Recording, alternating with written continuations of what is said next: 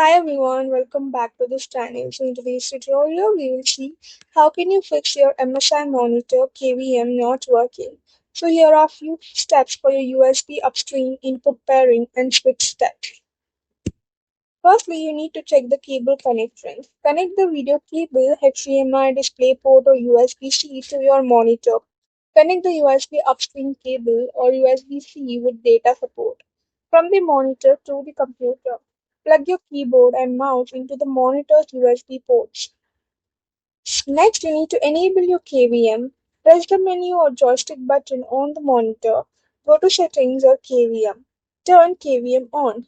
Assign the correct USB connection to each video input if your monitor supports it. Third, you need to select the correct input. Switch the monitor to the input HDMI, DisplayPort, or USB-C connected to your device.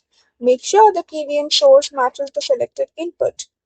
Fourthly, you need to check the USB cable. Ensure the USB cable is securely connected.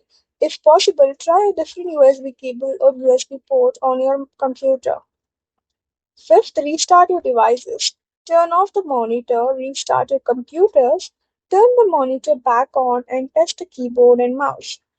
Sixth, you need to update the monitor's firmware. Download the latest firmware for your MSI monitor from MSI's support website. Install and update the by following the MSI's instructions. That's it for the video. Thank you for watching. Don't forget to like, share, comment, and also do hit the subscribe button.